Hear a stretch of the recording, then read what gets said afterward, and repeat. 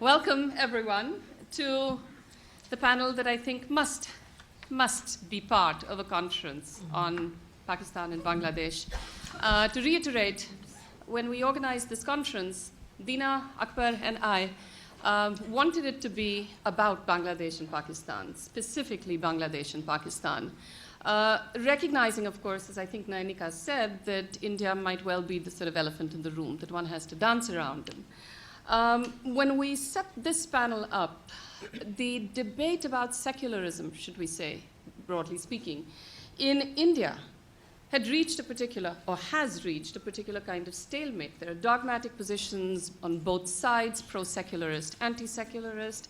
Certainly leading scholars have declared that secularism in India is failed, it is inapplicable, and that, in fact, nothing more needs to be said about it. What we could all agree about was that however it was that one thought of the secular as concept, secularism as ideology, secularization as process, all of it was centrally concerned with the lives and the bodies, primarily, of women. And so we decided that we must have a panel on feminism and secularism. Apropos of Bangladesh and Pakistan, needless to say, the debate about feminism and secularism, as it did in India, but since we're not talking about India, I will henceforth speak only about Bangladesh and Pakistan, brought up the ubiquitous question of religion, or the twin of secularism. And in this panel, all three scholars will address the different issues raised for them through their examination of the practice and theory of feminism, secularism, and Islam, however differently all three of them understand all three terms in as capacious a fashion as possible in both the activist and the academic milieus. Activists can't be academics, academics can't be activists, or at least there is a kind of tension between them. We recognize that. And we're going to try and do, the four of us, Afiya, Amina, Dina, and I, we're going to try at least to do something which we've posed as a challenge to ourselves, which is to have a panel of four feminists and have them agree to disagree. So we'll find out if we can be successful. We're going to go in a particular order. We're going to start with Dina Siddiqui. And I'm going to tell you a little bit about her as soon as I can find her bio. Dina Siddiqui is visiting associate professor in the Women and Gender Studies program at Hunter College. She's a cultural anthropologist with a strong interest in gender, human rights, and transnational feminist politics, and particular expertise on gender and Islam in Bangladesh. She took her PhD in anthropology from the University of Michigan, Ann Arbor. Her research and publications concern globalization and human rights, non-state dispute resolution systems, and the cultural politics of Islam. She's been a visiting professor at the Center for Gender, Sexuality, and HIV/AIDS, School of Public Health, BRAC, Dhaka Senior Research Associate at the Alice Paul Center for the Study of Women, Gender, and Sexuality at the University of Pennsylvania, and a research fellow at the Center for Policy Dialogue in Dhaka. She's part of the core advisory group of the South Asian Network of Gender Activists and Trainers, Sangat, and a member of the Coalition for Sexual and Bodily Rights in Muslim Societies. Last year, Dina and I taught a course. We taught a course on gender and the politics of feminism in India, Pakistan, and Bangladesh. And it generated a lively debate, and I can see some of our students in this room, so we hope you will all contribute to the subsequent debate. And it's a great pleasure to invite Dina to be the first speaker. Thank you very much, Janaki. And I'm really excited, as I was saying to you the other day, about having this opportunity to talk about Pakistan and Bangladesh and have this conversation that really is so rare. I'm going to begin with a set of caveats that in some ways address some of the questions that all of the panelists got. And then I want to, hopefully I'll have time, to talk about my work with, I'll try to connect it with my work with Bangladesh Legal Aid Services and Trust, which I was encouraged to do because thanks to Sarah Hussain, our keynote speaker, and I really want to thank her for linking me with that. And I will say one of the biggest differences I was thinking today between talking about women in Pakistan and Bangladesh is that there's a real geopolitical difference, because Bangladesh simply isn't that important, and for that I'm quite happy. Geopolitically, we don't have to worry about drones. We don't have to worry about US foreign policy. And I think that really does locate the analysis of women in a particular way. So that's the first thing. I want to begin with some caveats about what I argue about and what I don't argue, because I don't want to be misheard or have my words misappropriated. Now, most of what I say in this section on caveats is going to sound very familiar, from a much rehearsed script, and at this point, kind of trite, polemical, whatever you want to say. But please bear with me, because I think these things, the fact that I feel that these things need to be rehearsed and repeated is part of my point about, not just about who speaks and who is allowed to speak, but what kinds of voices are heard and through what kind of pre-existing sort of narrative. Some speech, the meaning of some kinds of speech is always overdetermined by other things. So it seems like therefore I have to spend time on this.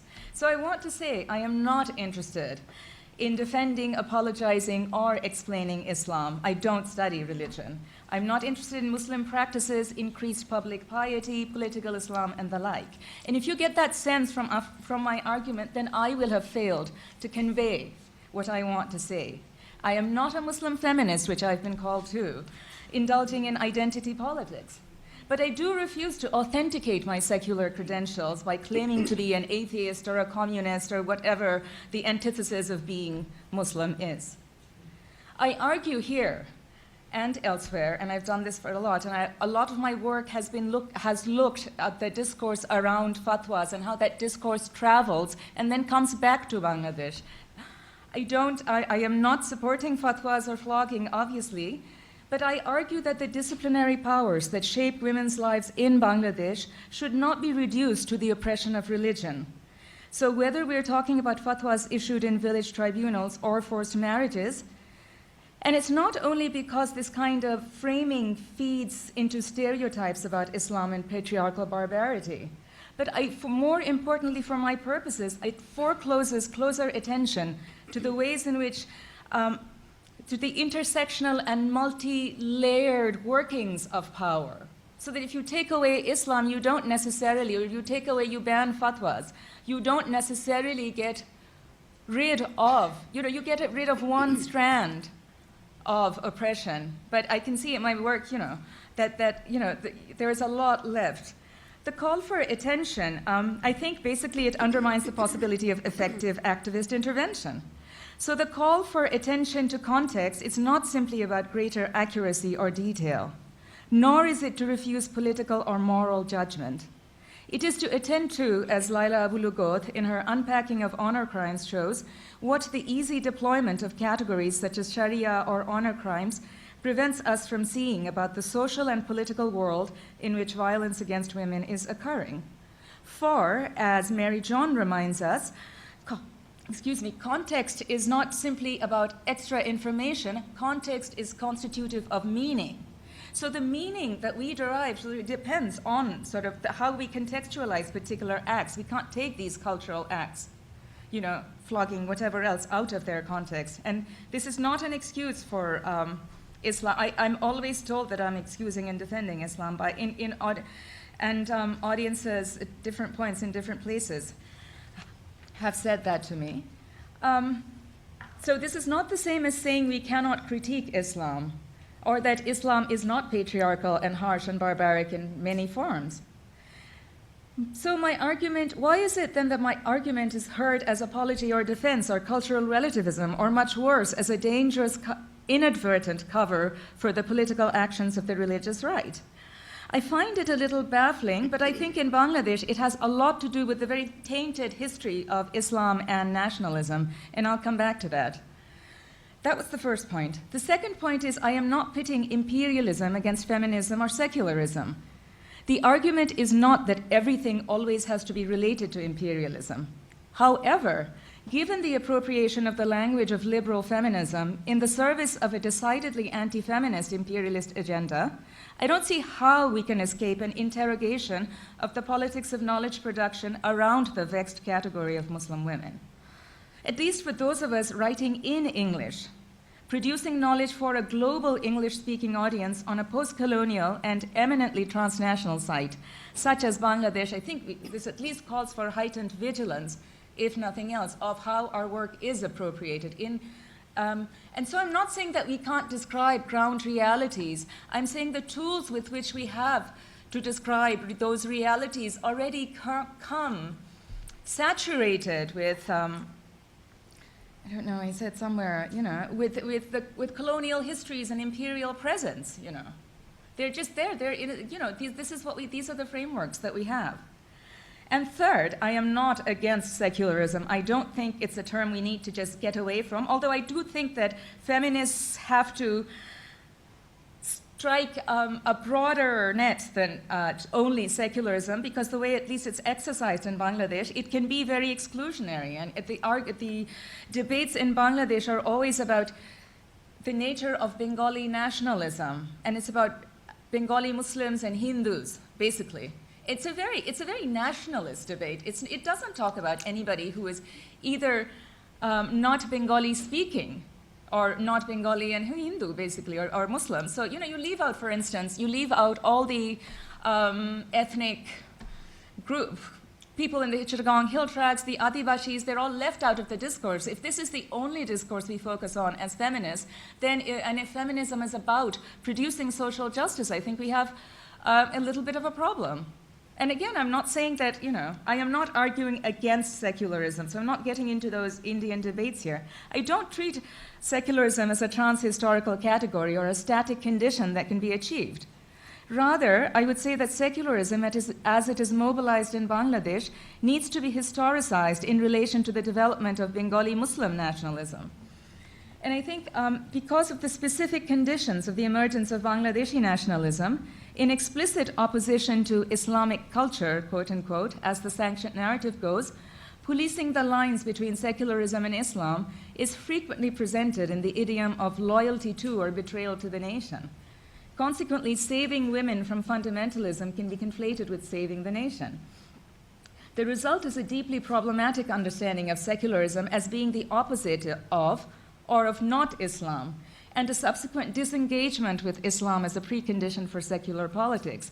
This is, of course, something that feminists have had a lot of problems with, and I think the kind of how to engage with forms of piety that women in Bangladesh are taking on and the kind of hardening of identities that's happening is something that we can't ignore or simply just say, you know, we need more secularism. We have to sort of rethink the grounds on which we talk about secularism, I would say. And it's not a debate that's been had in Bangladesh, and I think it is an important debate to have. And this outcome of understanding secularism, namely a retreat from religious subjectivities, is somewhat analogous to the situation in India, where, as Anupama Rao has argued, caste amnesia has been seen as a precondition of being secular and modern and has led to what she calls the rise of Brahmanical feminism. The refusal to engage religion in the name of secularism, therefore, as in, you know, it elides an interrogation of the intersecting structures of domination, especially inequalities along axes of class in Bangladesh. Okay, so that was my third caveat. But I think a lot of what we do, a lot of the times, people who have my line of argument is constantly sort of, you know, keep rehearsing these caveats. The call to reframe debates on secularism, feminism, and nationalism, and I think I would argue to get beyond the secularism religious binary. I think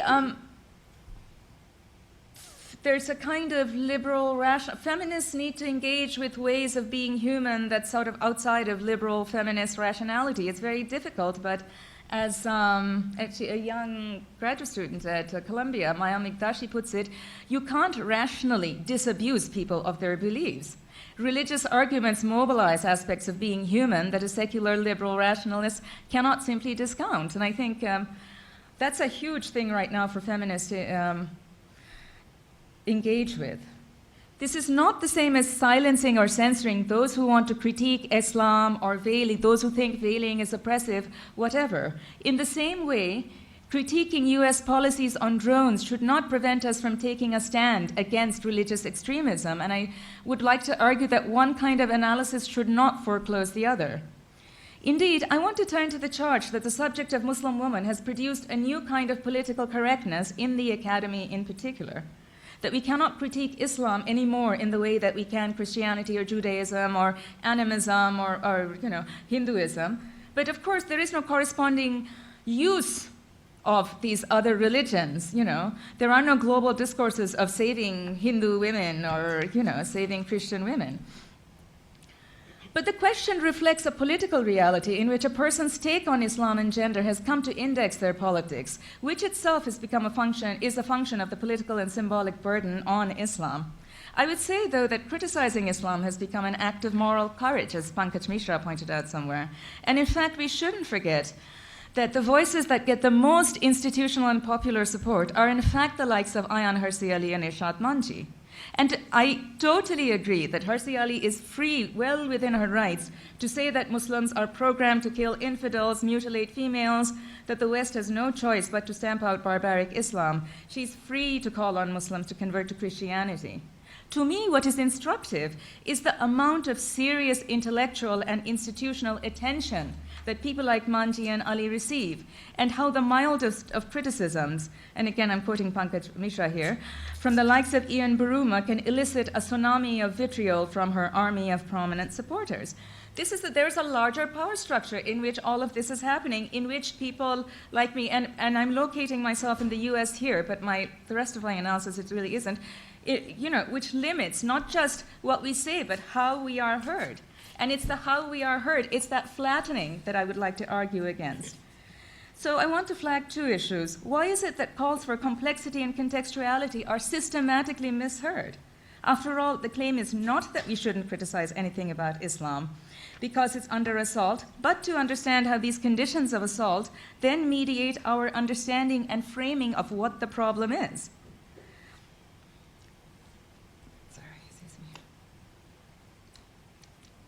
Secondly, what are the consequences of speaking but of not being heard or not really making a dent in this larger hegemonic discourse?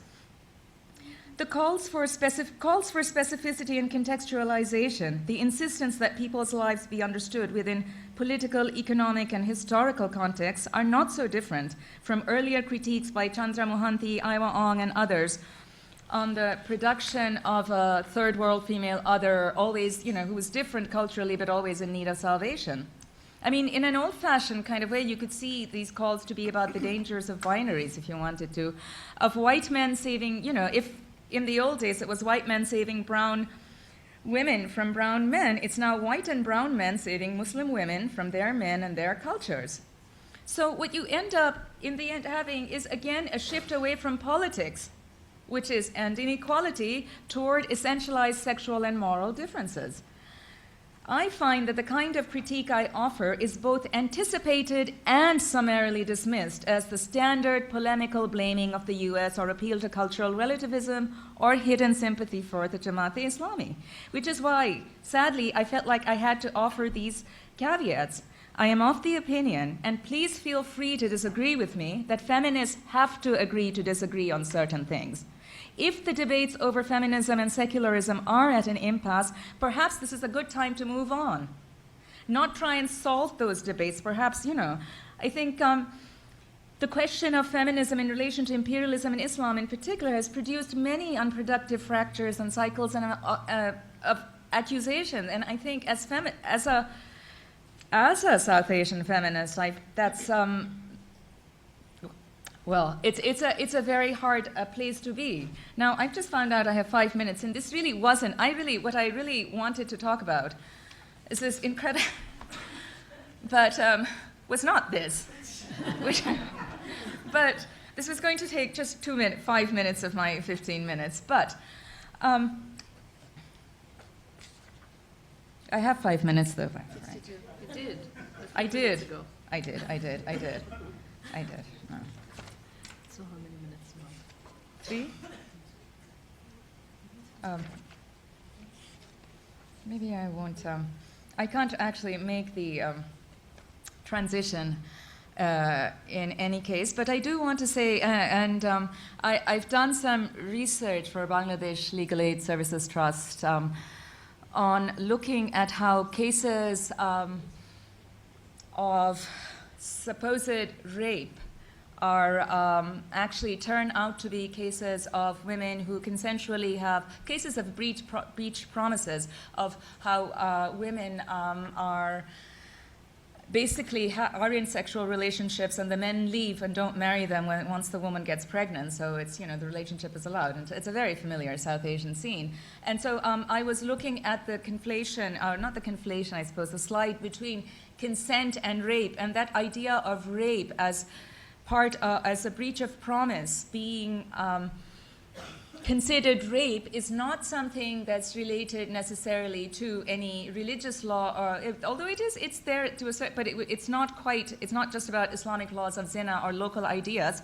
It's very much within the sort of older colonial law of breach of promise. That's where, laws of seduction. And people use this, deploy the law, women deploy the law in order to further their own interests. I was actually going to talk about that, and while I was doing research on this and trying to relate it to this panel, and what I realized is, I was finding how much these cases internationally and inside Bangladesh are generally related as woman punished for being raped.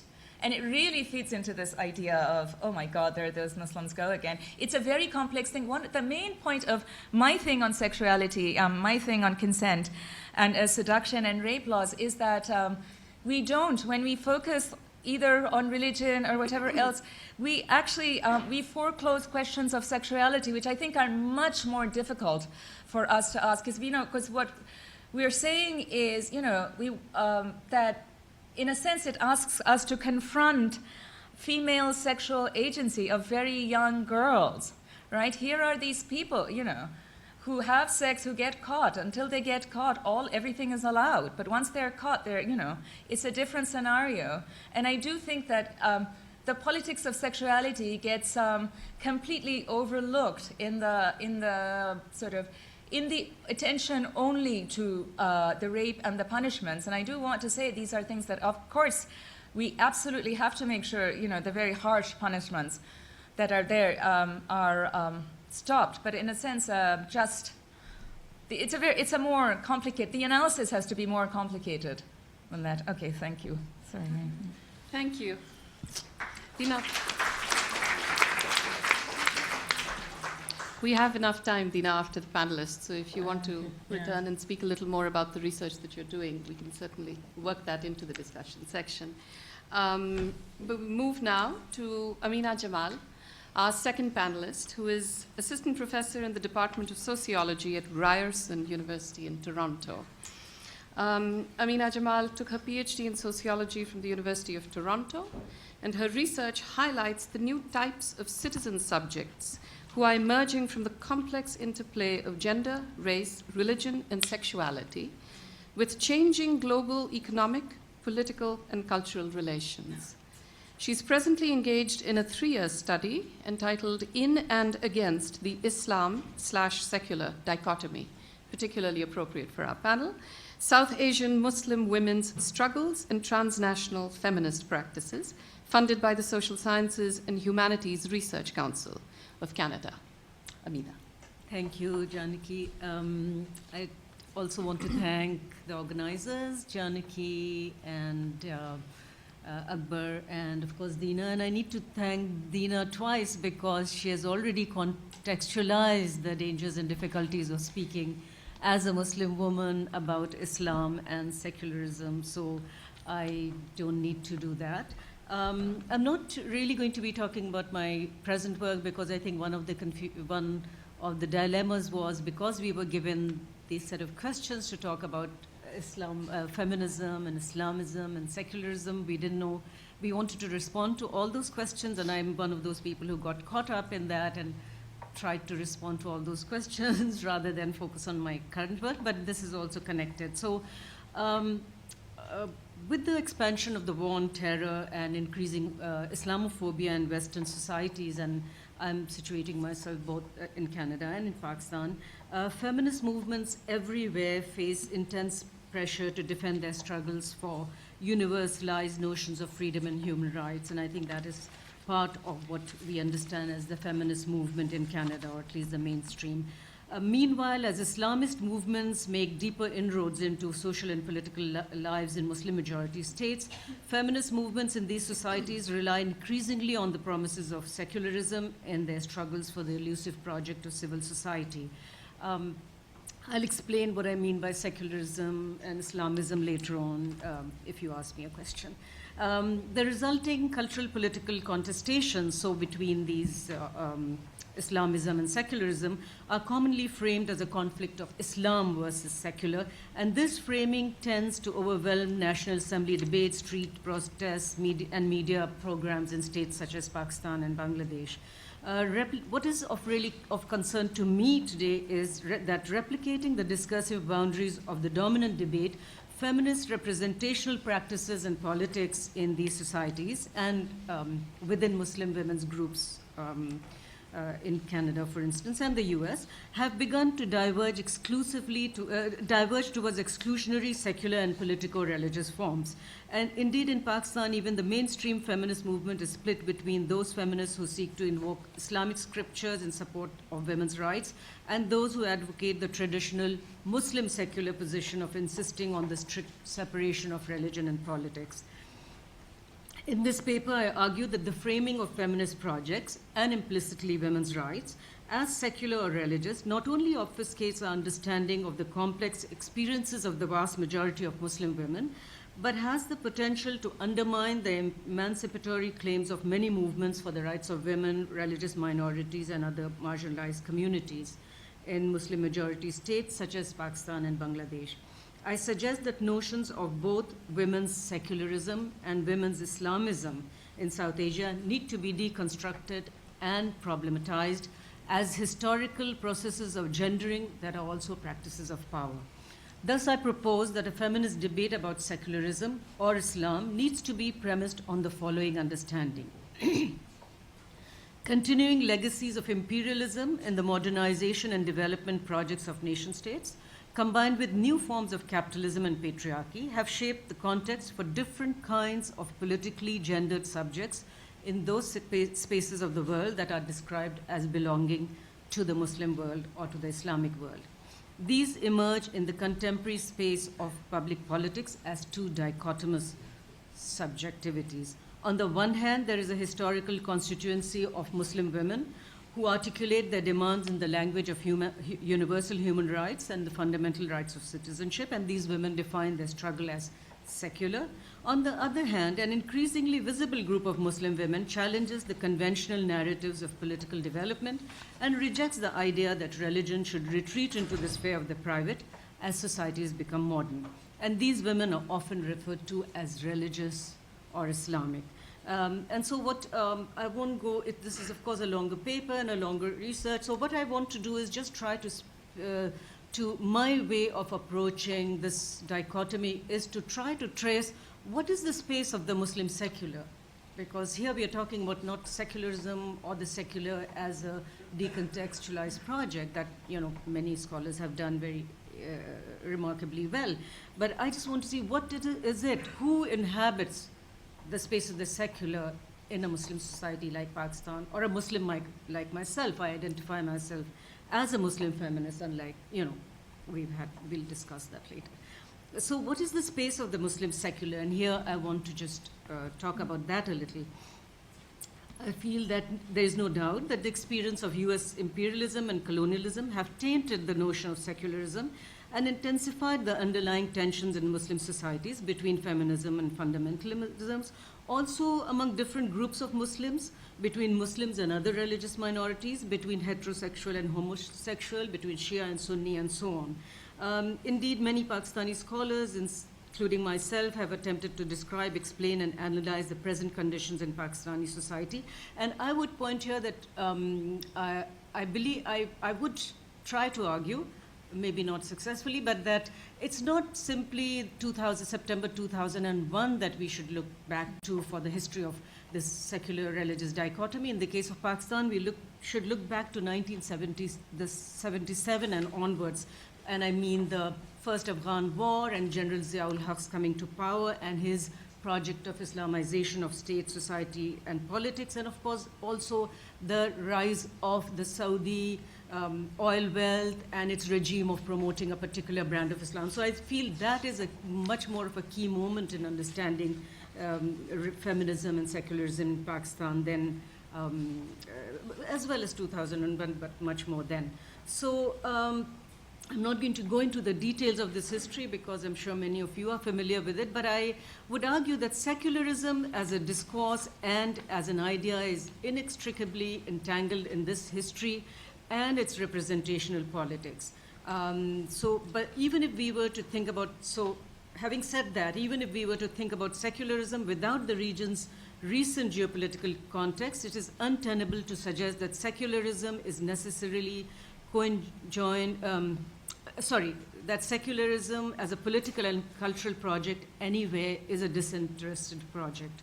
The question of secularism is necessarily conjoined with the question about the seemingly inevitable elision of secularism with human freedom.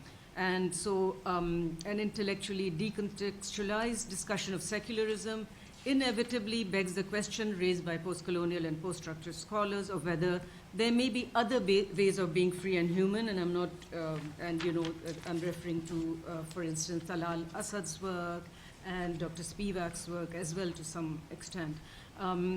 These authors argue that the secular function, some, especially Talal Asad and Sabah Mahmood, have argued that the secular functions in state-building discourses to delegitimize and oppress all modes of being and living outside its secular framework. And from a different location, I've engaged with some of these contradictions earlier of secularism as a feminist human rights project, and I've also attempted to theorize why Muslim feminists based in South Asia, who are otherwise critical of the colonial underpinnings of the secular modern, are, to the dismay of their compatriots in first world academic contexts, often unwilling or unable to abandon the possibilities and impossibilities attached to the idea of secularism. And so in an earlier paper, I have suggested that we read the seemingly uncritical invocations of the secular by Muslim feminists in Pakistan as a rhetorical strategy, and I've tried to theorize it by using Dr. Spivak's notion of catechresis, or the strategic misuse of a concept that has no empirical referent and which opens up a space for transformative practices. So having sort of, I think, talked about the Muslim secular, I want to turn to the space of the Muslim religious, which I think also is a new space, which is, come into being in Pakistan. And I would argue that and it is related to secularism again. In more recent invocations, both secularism both as a process of state and society formation, and the secular as a form of identity construction have been appropriated by many levels of Muslim society, including feminism, as a potential force to counter another formidable discourse, Islamic modernism, and its related vision of state formation, which is theorized as Islamization. So in my own study and my work on Jamaat-e-Islami women in Pakistan, it became evident that Jamaat women's attempts to achieve the Islamization of women's status is, in fact, through the state, and thus it is a historically specific mode of engagement with the modernist discourses of individual rights and national community. So it was as much a project of becoming modern citizens as as much as a project of becoming good Muslim women. So what I'm arguing is that a genealogical study is needed of what is deemed to be the Islamic discursive tradition in a particular society at a given time in order to understand the violent ruptures as well as the continuities of the cultural social formation.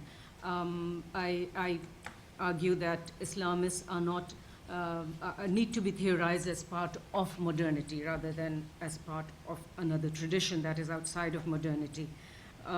So what I want to highlight is the multiple modes of being religious or secular, may articulate with the conditions of nation-state politics in many contradictory ways.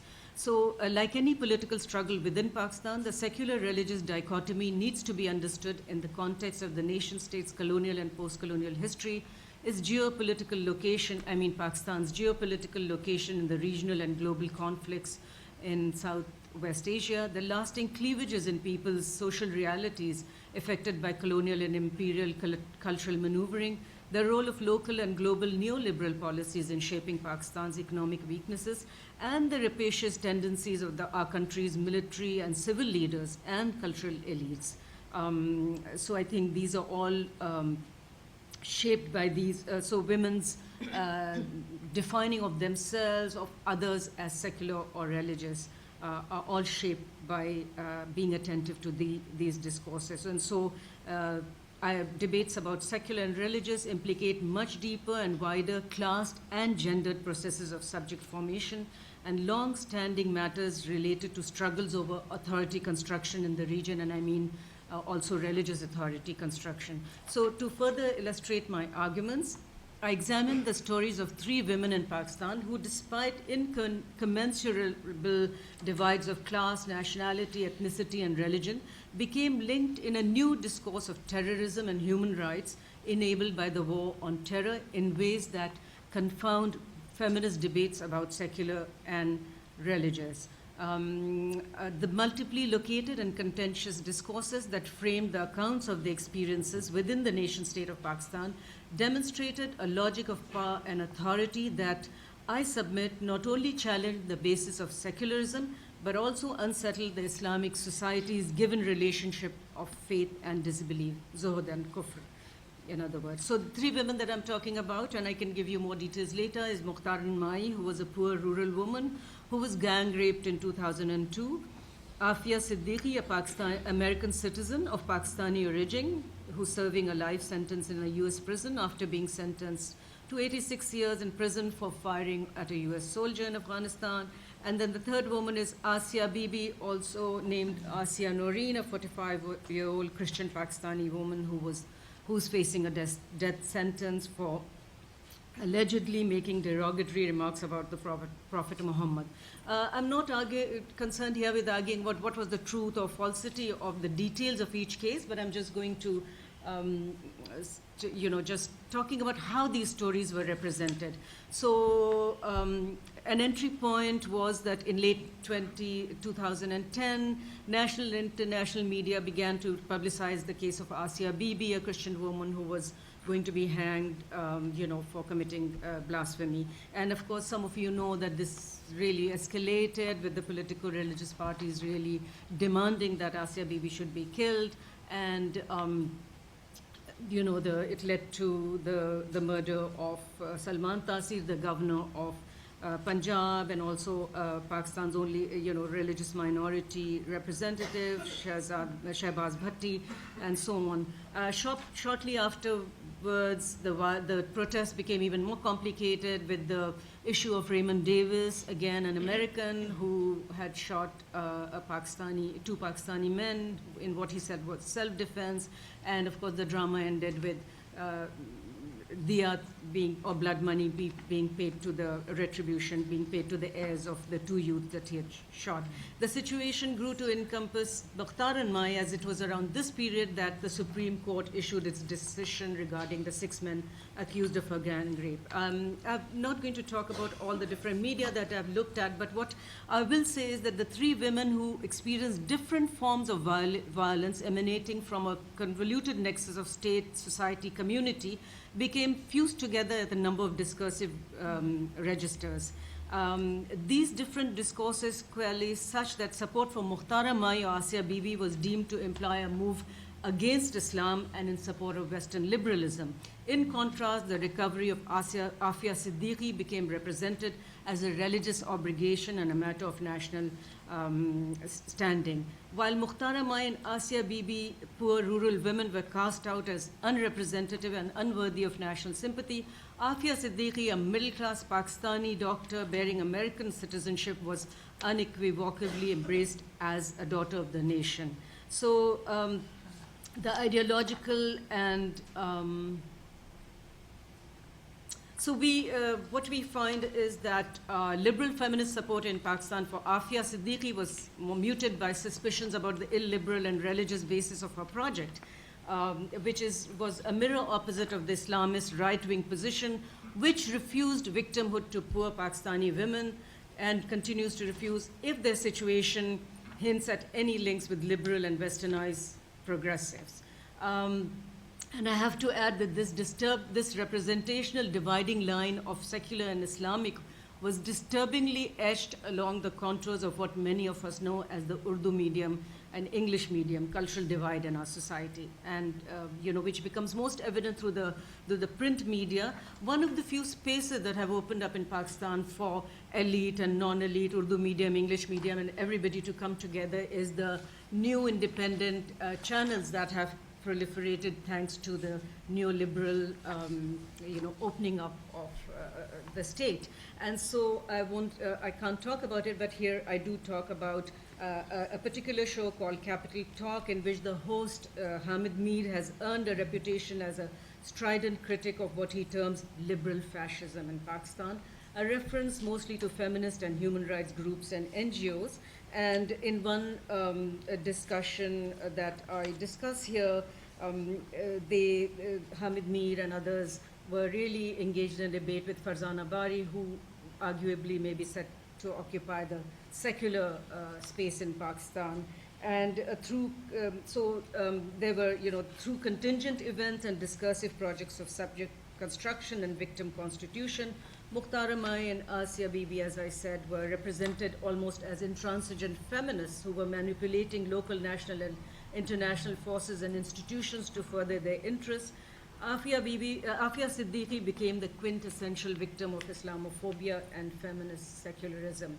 Violence against women, discursively constructed and circulated through selectively appropriated ideas about nation, religion, Islam, and the West, that meant that Mukhtar Mai, Asia Bibi, and Afiya Siddiqui could not acquire the substitutability required to become unconditional human rights victims, nor could they become equal members of a global community of women based on experiences of gendered violence. What is important to highlight here is that the secular religious framing of the issue undermined the conceptual coherence and political rigor of both feminism and Islamism. So by muting their support for Afiya Siddiqui, feminists may have weakened liberal feminism's own claims about gender as a basis for women's identity and for organizing politics.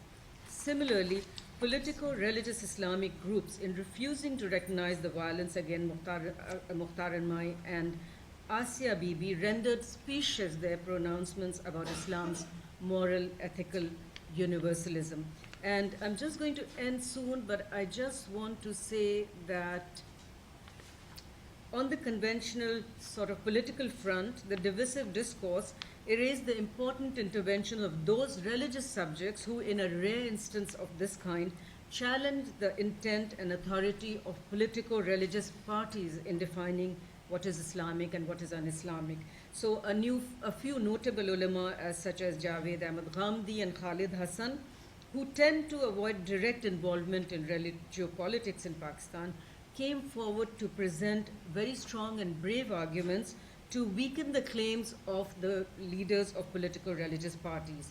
In spite of their public statements, there was no meaningful realignment, even a temporary one, of the prescribed notions of religious versus secular. And I'm just going to end here by pointing out that we need to formulate a language for, and quote-unquote, the secular, that unhinges it from untidy association with Islamism, discursive framing for South Asian Muslim women's struggles against those structures that they consider as oppressive and constraining of their social worlds.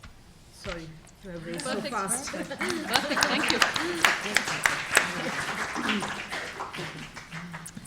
We turn now to the last speaker, who is Afiya Shehrbano Zia. I love your name. I just, Shehrbano Zia. Afiya Shehrbano Zia, because I like her name so much, I'm going to say all of it and not just Afiya, is a feminist activist and independent scholar. She's an active member of Women's Action Forum, participates in pro-democracy activism in Pakistan, and has worked in the non-governmental sector, that should be and has worked in the non-governmental sector on women and development. Afiya writes regular columns for newspapers, is a commentator on socio-political issues on several television channels. She's a founding member of an academic study group in Karachi, and her current research focuses on the challenges to secular feminism in Pakistan. Secular feminism is a given in Afiya's work, as the women's movement confronts growing conservatism and Islamic militancy, both of which are also givens in her work. So we hope for a lively debate. She has contributed to scholarly journals and is the author of Sex Crime in the Islamic Context, Rape, Class, and Gender in Pakistan, published in 1994. She's also edited a series of books on women's issues, including Locating the Self, Perspectives on Women and Multiple Identities in 1994, and Unveiling the Issues, Pakistani Women's Perspectives on Social, Political, and Ideological Issues. Afiya Shehrbano Zia. Thank you, Janaki. Thank you and the organizers for inviting me to this conference. I'm very honored. Anyone who knows Dr. Akbar Zaidi will agree that he maintains a very high standard of academic expectations, both of himself and of others. So to be nominated by him to be on this panel is a huge compliment in itself. Thank you, Akbar. I guess I would also begin my paper with some disclosure. Apparently, due to my political affiliation and personal research interest on secular feminism in Pakistan, I seem to have acquired the reputation of being a hardcore secular feminist. This is neither inaccurate in sentiment nor a source of personal anxiety, but it seems to trouble a growing number of scholars who argue against the teleological assumptions of secularism and for increasing the recognition and space for religions, particularly Islam, in public spaces and political expressions. Now, apart from the fact that hardcore secular feminist makes one sound very much like an anti-men, anti-Christ, porn star or porn artist, because where else is the term hardcore used so deliberately except in the porn industry? Apart from that, it is a revealing statement, however, about the increasing polarization and fragmentation of feminist identities in Pakistan. It also encapsulates the evolving differences between feminist thinkings in Muslim-majority societies and their diasporic counterparts. So these are the two themes of competing feminist identities that my paper will attempt to address today with reference to the broader debates over secular and religious politics, important not just for feminists, but also political activists in general in Pakistan. And a word on Pakistan. Now, the Pakistani state is perhaps a post-structuralist dream come true. It baptized itself as the Islamic Republic as a political afterthought. De facto, it's neither an Islamic state nor a secular state. It's a weak state in terms of political democracy and social services, but brutally strong militarily. The colonial justice system it inherited is juxtaposed by an Islamic legal system, but the most efficient one is the thriving and parallel extrajudicial one in the form of community-based tribunal justice. To observe the veil in Pakistan is an elective right for women. There is no legal enforcement nor proscription from observing it. Mainstream and Islamic banking are equally exploitative. Women's legal testimony is half that to men's under Islamic law, but women can and do serve as judges, I don't think currently in the higher courts.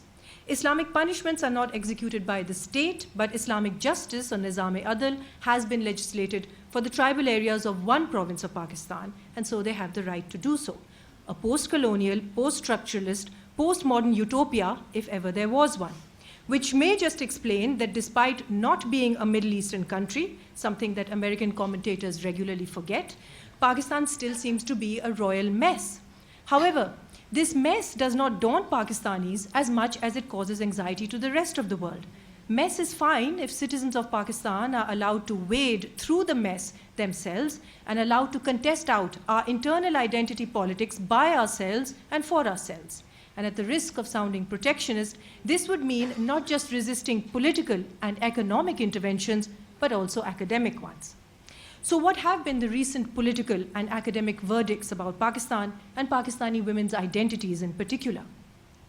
The narrative of Pakistani women's rights until the mid-1990s was premised on a universalist, transnational, and transformational feminism. Global and regional sisterhood was always discussed and debated in the light of shaping it, seeping it within local specificity and relevance. And just when this project got interesting, around the time of the Beijing World Conference in 1995, and of course always with contestation, things got derailed somewhat. And this may be attributed to two main factors. The first and less relevant one is with reference to Western politics, whereby some feminists from the Laura Bush school of feminism, after the events of 9/11, supported the moral imperative for a liberationist project that envisioned the freeing of Muslim women in Afghanistan and indeed all around the Muslim world. A second development, far more relevant, and at first glance could be mistaken as perhaps even indigenous to Muslim contexts, is that Islamic feminist politics in various contexts began to gather momentum. And they call themselves Islamic feminists. They often represent and symbolize resistance or criticism of both patriarchal interpretations of Islam and or Muslim men who obstruct what are considered Islamically appropriate women's rights.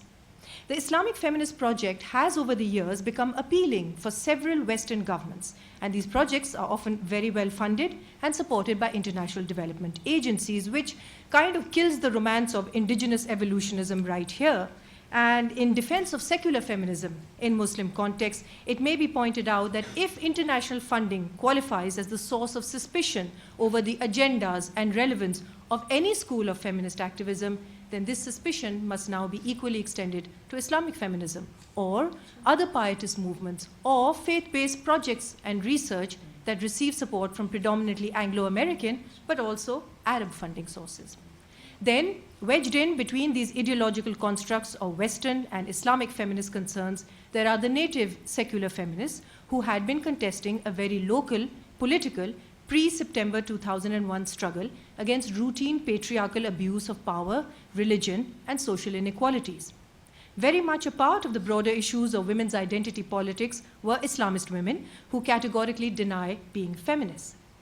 These non-feminist Islamist women, along with the relatively more recent pietist Muslim women's movements, have become the subjects of much diasporic scholarly interest post 9/11, and one can accurately put a date to this interest. The scholarship is interested in recovering Islamist or pietist women's agency, interiorized subjectivity, and their relationship with modernity in varying degrees. However, what this scholarship refuses to do is to look at their politics. And one understands academia's impatience with the prosaic field of politics.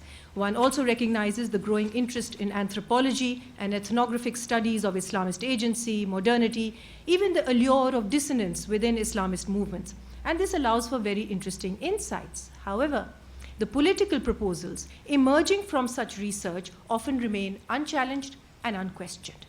It's not enough to call for a redefinition of Islamic fundamentalism or redesign academic categorization or point out the odd act of dissonance while ignoring the risky political consequences of such endeavors. And the reason for this is that personal faith-based agency often does not stop where academic conclusions do. Instead, more often than not, these convert one day into political activism. It would be simplistic to list or critique the comparative achievements of secular versus Islamist women's rights activism in Pakistan. Worse still, it would set up false binaries. But it would be helpful to contrast the approaches, methodologies, and results of their campaigns without talking about achievements which are modest for Pakistani women according to any index. One historical contrast of political attitudes towards nationalism and religion in Pakistan may be founded in the responses to the war of 1971 when Bangladesh became independent from West Pakistan. Over 15 years ago, this was mentioned this morning, the secular feminists under a forum for women's rights groups, Women's Action Forum, have been the only ones to have demanded a public apology from the Pakistani state for military atrocities committed in 71 War of Independence, and particularly for the rape of countless Bangladeshi women as part of war crimes. No other groups, individuals perhaps, personal narratives perhaps, no other group from amongst the moderates, certainly not right-wing ideologues, and not even pietist subcultural groups have ever taken such a position even privately. And this was not a paper campaign or stunt staged by secular feminists. painful introspective debates reflected on conflicting nationalist and feminist identities. And this is an important point because for secular feminists, the independence of Bangladesh exemplifies the tenuous bond that Islam held between these two countries in the face of the compelling colonial attitude of West Pakistan. On the other hand, women in Islamist political parties, as well as piety movements, refuse to accept this failure of religion to serve as a public or political bond. They deny even today, on record, that Bangladeshis really wanted a separate homeland. Now, this to me is a significant and personally disappointing counterexample of what Homi Bhabha calls the time lag in post-colonial modernity. In this case, the time lag has not allowed for a renegotiated present, not even a new narrative, but in fact has allowed a conscious erasure of the historical servitude that East Pakistan was subjected to, and the Islamist and pietist women on record choose to sit on the lids of the memory holes of history. The three iconographic cases cited by Amina, while high profile and media worthy, are not, as I see it, as representative of the religious secular divide as the more routine examples of rights-based and collective movements in the country are. Just over the last decade, the most significant ones have been entirely spontaneous and secular, including the nationwide sustained lawyers movement led by Ryerson here, the nationwide lady health workers movement begun by a single rural woman, peasants and fisher folk movements, and the movement against enforced disappearances initiated and sustained for 14 years by a woman from Balochistan. By secular, I am simply referring to the fact that there have been absolutely no religious undertones, motivations, recourse, nor impulse from religious sentiment, nor have these campaigns used religious props, nor support from piety, and neither have they been informed by religious debate. They've also been largely successful in achieving their purported aims, or at least in gaining legitimacy and recognition of their demands. The most successful rights-based movements by Islamists during this same time period have been to retain the religion column in passports and the one that prevented the reform of the discriminatory blasphemy law. The question then is, how much more deprivatization of religion is needed when it's already so deeply entrenched and invested in state institutions and public discourse? I have to confess that Spivak is not quoted much in Pakistan, not ever actually, but she makes an interesting observation when she suggests that it was not benevolent colonialism that first motivated northern feminist negotiations with non-Western cultures. Rather, she suggested it was more appropriate to say that Western feminists were propelled by ignorant goodwill instead. The current proposal by diasporic Pakistani academics writing on Muslim women's identities, such as Sabah Mahmood, Asma Barlas, the unlikely Kamran Asghar, Humaira Iqtidar, and others who are located in the West but would not identify themselves as Western, that's just a label reserved for liberal feminists who actually live and politic in Pakistan. Many of them do not claim to be feminists either. What is proposed by them as they attempt to rescue the agency of the subalternized Muslim woman, I'm suggesting, is not motivated by benevolent colonialism, of course, nor ignorant goodwill, certainly, but instead, in varying degrees, a mixture of all four conditions. A kind of benevolent neocolonialism that is certainly not anthropologically ignorant, but such scholarship chooses to be politically ignorant. It also lends goodwill, because this idea of rescuing the agency of Islamists excites many international bureaucracies who are keen, in Obama-esque manner, to repair the damage of relations between Muslim countries and the West, and who can use then the communitarian logic of religion as an entry point for much of their development projects in Muslim-majority countries. So yes, a combination of benevolent colonialism and ignorant goodwill could be said to be the foundational impetus of the recent diasporic scholarship on Muslim women's religious identities. To lend them scholarly credibility, several international funding agencies have employed semi-academic ethnographers and Muslim scholars who have recorded ad nauseum, and as if it is a totally new post-9/11 phenomenon, that Islamist groups actually perform organized charitable work in the field and should be therefore eligible for international funding support, what I describe elsewhere as donor-driven Islam. So Sabah Mahmood's allegations that think tanks such as RAND Corporation actively campaign to promote the theological agenda of the United States is accurate, except it's not US imperialist Christianity as she suspects it. Instead, it's this thing called moderate Islam. Yes, we can, provided we fund the right brand of Islam. Now, most Pakistani feminists do not agonize over diasporic commentary, even if it is over the question of Muslim women's relationship with religion. They're not staying up all night to read the defense of secular feminism either, except that the nature of our location necessitates an engagement between and amongst local feminist perspectives, precisely because this engagement is political, not just academic. The anti-secularists and the postmodern critics of the Enlightenment thesis and of liberalism, who used to be called just plain conservatives, but I understand it's all about the nuance now, they insist that the state must accommodate religious politics, but they refuse to engage with the various consequential products of religious modernity. Of equal concern is the fact that the theocratic state does not tolerate secular resistance, and in the case of Pakistan, at best, vacillates. This is a good sign. It vacillates precisely because the tension between the religious and secular do exist, legitimately so.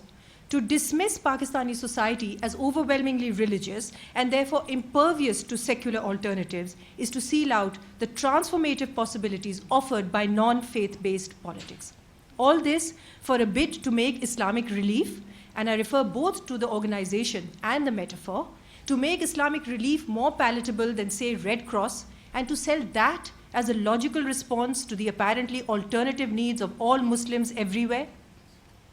Secular feminists call for expanding the spaces that are created through a political, not metaphysical, secular resistance to religious fundamentalism and patriarchal politics. Whatever the Western historical relationship may have been, the confluence of Western and secularism refuses to recognize that the secular domain in Pakistan exists despite the lack of secular institutions, and therefore it has its own definition, vision, and symbolism.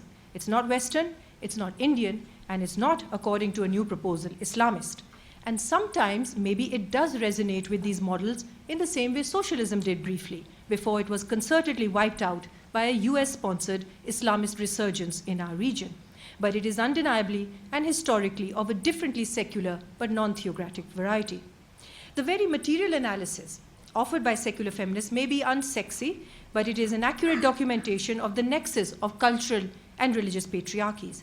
Their analysis goes beyond a reading of the subjectivity of Islamist women, and it interrogates their political activism, as in the case of the religious vigilantism practiced by the Jamia Hafsa women or the nationalist patriarchal discrimination observed by the pietist women of Al-Huda.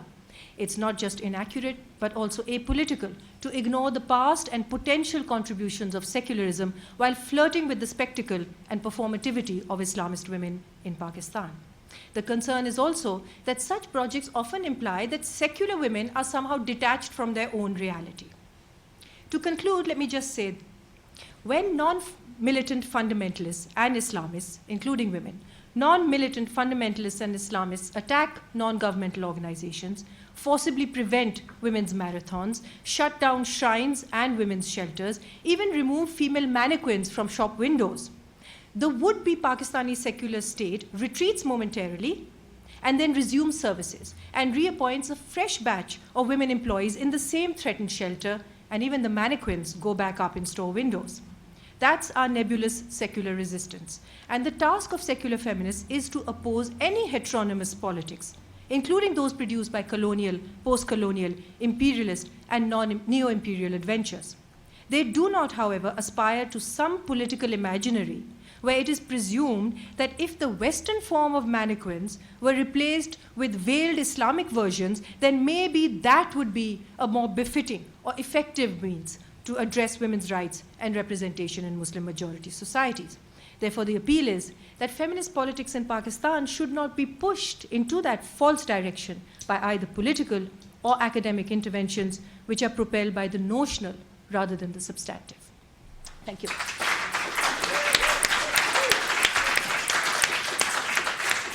So, Afiya, I feel like saying to you, don't hold back. Tell us how you really feel. No? No, you sure? Another 15 minutes here. Before I turn it over to questions, I think because Dina began with caveats that took up a lot of time, I want to. Let's just open it up to questions. Sure, would you? Because Dina was not able. You weren't able to speak of your research, but That's all right. yes, okay. The floor is open to questions. As you can tell, obviously the sort of politics or the political positions by each one of our panelists is different. On my left, on my extreme left, is the idea that there are other ways of understanding what it means to be human, what it means to be woman, what it means to be free, that the discourse of secularism simply cannot accommodate. And Amina, you're somewhere in between, but on my right is certainly Afiya saying that there are a range of non-faith-based political activities by women in Pakistan that have not received anywhere close to the kind of scholarly attention in the West primarily, in large part because faith-based politics are seen as, shall we say, the new crucible, out of which should emerge a new understanding of precisely the kind of human subject that Dina is speaking of. In between, we have Amina, who is the only one of our three panelists to speak of a Muslim secular space and a Muslim religious space. Dina would not, and nor would Afiya. But Amina wanted to push forth the notion that there is a space that, in fact, in contradiction to both of the other speakers, can be considered a Muslim secular space and a Muslim religious space. Yes? My job as moderator is not to talk any more than that, but simply to open the floor for questions with the request. Please pose your questions as a question, and if you're going to make a comment, do please keep it short. Yes. I'll take names.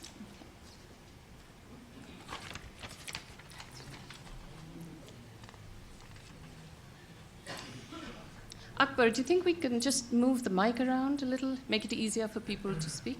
Yeah? It's detachable. No, it's not working. Nothing happening there? If you just tap it. Well, No. but go ahead. Go ahead. I'm sure we can hear you. Well, this is just a brief question, which is, as an American who is constantly worried about Christian fundamentalism, I always wonder why people characterize American imperialism as secularist, when it seems to me overwhelmingly Christian. Okay. Noinika, you had a, no, Ananya, you had a question. Noinika after, Ananya, Noinika, and then Jamal. So shall I speak from here? Well, It's not working. the mic is dead. Let me Why see don't you if just we can speak up. just stand up and speak up. Thanks for that, obviously brilliant panel. Can I just ask, I guess Amina, but the others too, I mean, how exactly then would you see Muslim secularism as different from the Muslim secular feminism, as different from the secular feminism, that Afiya was proposing? I'd be quite interested to see what the nuances are. And to all three panelists, just a very general question. I know it may sound like a hopelessly romantic one, but I mean, is there any mileage because a lot of people do talk about this possibility of using, things like supposedly marginal forms like Sufism or say the Baus and all the rest of that as ways of trying to find a space in Islamic modes of political response, including feminist, which you know what I'm saying. So does that have any mileage, or is it to be thrown out with all the rest of the ideological obfuscations that we march through? So Wait. Are you saying that this is sort of non-canonical expression that has a greater possibility? I'm asking what do the panelists think about Sufism and the like within their respective formulations? Okay. Dina? Oh, are we answering now? Yes. Oh, I have to think about that. Oh, okay. Amina, do you Yeah, want to yeah, take do the you want to question start? of how I thought the Muslim question was for Amina, secularism actually. would Okay. differ? Yes. Let me, Did people at the back hear the question, or do you want me to repeat it? Okay. Yeah, it is, obvious that I'm coming from that particular background. So I am situated in what is called this label of Sufism. But of course, in South Asia, we didn't really we use the word Sufi, but it's a much wider, a different kind of tradition. Faqiri, it's also, you can call it shrine-based. There are multiple ways of talking, but it's all under this label of Sufism. And I don't mean that intellectual kind of Sufism, which is a very Middle Eastern kind of thing, people sit around in halqas and all, but I do feel that spirit of it. So, for instance, someone who would personify what I mean by the Islamic secular, again, it was, the word secular was not used by Muslims, so to define themselves, it was progressive, Roshan Khayali, and those kind of things. But that's what I mean by the Muslim secular. So a person, I would say, who would, for me, exemplify that is Abul Kalam Azad, for instance, Maulana Abul Kalam Azad. And here, in fact, I had a part of my paper was a quote from his essay called Sarmad the Martyr. And in 1910, he wrote that in Asia, politics has always operated under the guise of religion. And thousands of murders committed for political ends have been hidden under religion's cloak. Now, I'm not saying that he's saying Islam is a terrible religion, but this particular essay really looks at the relationship between Dara Shikoh, who was a much more heterogeneous, what you might call a multicultural Islamist, a Sufi-oriented, a contrast with Aurangzeb. And of course, Zara Shikoh, as Aurangzeb had, under Aurangzeb's rule, Sarmad the Martyr was killed and all that. So yes, I feel that not Sufism in this kind of institutionalized manner that we have now, that is being promoted under, in the West and all over. But yes, for a long time, we have had that tradition in South Asia. So when, in my current project, and I'm going to end very quickly, when I'm interviewing people, that's the sense that I'm getting. People don't want to say, I'm an atheist, I'm secular, I don't believe in religion. Many of the secular feminists that I've spoken to say that that's what they mean by Islam, secularism in Islam. They don't mean the kind of secular project or the secular that, for instance, Salal Asad or Sabah Mahmood or David Scott and others have conceptualized and theorized in their work. They mean the secular in that kind of way. There's no language. The other language that is given by the mullahs, which is La Diniyat, which is also not the understanding of secular by Muslims. Just very quickly, in response to your question, I would say it doesn't. Are you just suggesting that there's a Sufism or Bauls are a better version of religion? But because in that sense, because then I would say no, because I mean that's just not a good enough approach. Because then you're assuming there's something. If you could get a happier, friendlier, version of Islam, then the problem would be solved. I really think you're not then locating the problem the way I'm seeing it, as sort of intersecting, interlocking, in which religion is only one strand of power, especially when it comes to women. Women's domination is both class, it's not just religion. So, okay, you have a happy Sufi, yeah, so what? However kind of Sufi you have. I do want to, and I think related to that, I think what's missing, what I didn't say, and I should have said, and I will take this moment, is to say that what I find problematic in Bangladesh, I really couldn't care less about women who want to wear the hijab or do whatever, and I'm not interested in rescuing their agency. I'm not interested in them at all. As long as, and I quite agree, as long as they're not pushing their religion on me. But what I think is very sad in Bangladesh and other places is that we've lost the battle of there's no left anymore. So we've lost a certain kind of battle that Islamists have taken over. They've hijacked the language of equality and rights in a way that, Bangladesh is this, super neoliberal state. And what does that mean? It means the kinds of vocabularies that we have available are also very limited. So the only people, sadly, who are talking about critiquing imperialism happen to be the Jamaat-e-Islamis and their ilk. And their critique is not the same critique that I would like to make, and I don't want to be conflated with them. But when I do make a critique of imperialism, because nobody else is talking about it, it gets read in a particular kind of way. And I think this complete elimination of left politics is something that we as feminists need to consider. The other thing is that I really actually would like to reject this idea that somehow that location is only about geography. I think location is political and ideological. And the politics of location has a lot more to do with simply living in one place. I do know people in Bangladesh who would agree with me, not very many. But I don't think it's just because, and they face the dangers of, and there are very real dangers in Bangladesh, of religious extremism. But I don't think one gets a monopoly in authenticity by being in one place as opposed to another. One intervenes in different kinds of ways. There are different kinds of interventions, and I would never say I have the full truth to anything. But I do have partial interventions and partial readings that I think are very, very, critical. Amina, and then if we get Amina's response, then we'll take 3 questions. Yeah? Afiya, sorry. No, just very quickly, the same response to this notion of Sufism, it has been launched as an alternative. In fact, I think USAID is proposing to set up a Sufi university in Pakistan also. So they got there before you did, okay? But the same response, really. How does something that seeks to be non-institutional, now you institutionalize it and then hope that it'll be less patriarchal than the other brands? That's an issue. The other quick response is that, this idea that feminists or activists have a problem with secularism, I mean, I would debate that. I think they have a problem with men, not necessarily just with the ideology or with secularism in that sense.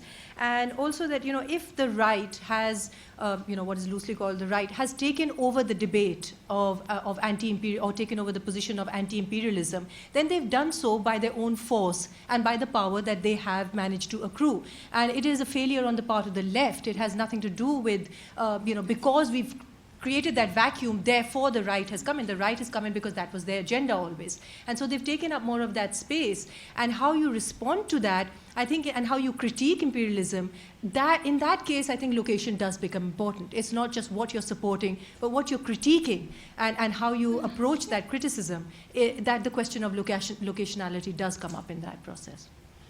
Nainika? And then Jamal, and then Zehra. Broad question to the panel about the position on secular fundamentalism and what they would have to say about that. So to all 3 of you in a way. And then maybe two questions of clarification to Afiya. Sorry. And then 2 questions of clarification to Afiya. Maybe say a bit more what your position on nuances, because I thought you were a bit critical about the prevalence of nuance in scholarship, or maybe I heard you wrong. And the second bit about the critique that you had of many of the scholars writing about Pakistan abroad, are there similar positionalities being taken on by feminists or scholars within Pakistan itself, or is it especially an exported diasporic problem itself? Jamal? I guess the whole issue of secularism seems to be a problematic one here. And I mean, I'd really appreciate if you could respond in terms of for my benefit, the answer, the question you were asked, which is, what do you mean by secularism? Because I still don't understand. Because to say that that it's not the bad Islam, it's the good Islam. Like the Sufism is the good Islam because it's tolerant, because it's whatever, which, by the way, is demonstrably false. That the construction of Sufism is this particular historical way is demonstrably false.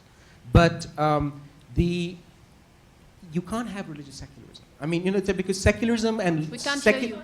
You can't have, in this sense, I don't think you can say that a particular kind of religiosity is a secular religiosity is something that I just don't understand, and maybe because I'm just I understand secularism and laicism in the way they've been used, and they really imply several different things, in all of which there's either a separation or an emptying of power of religious institutions and religious significations.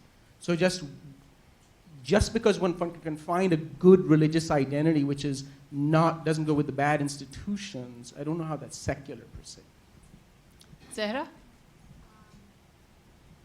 My question is to Afiya Zia, and it's basically, I have a question about this secular domain that you speak of, which is not Western, Indian, or Islamic.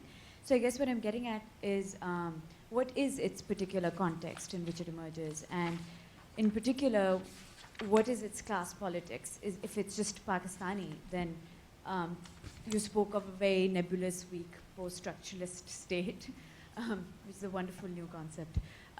So what is this class politics? What is the class politics of this secular domain? And in particular, what are the implications for the kind of freedoms it proposes, and to whom does it propose these freedoms? So shall we take this round of questions first? Yes? Yes, secular fundamentalism. No, the first question was about why is American imperialism associated with secularism When it's Christian. Right.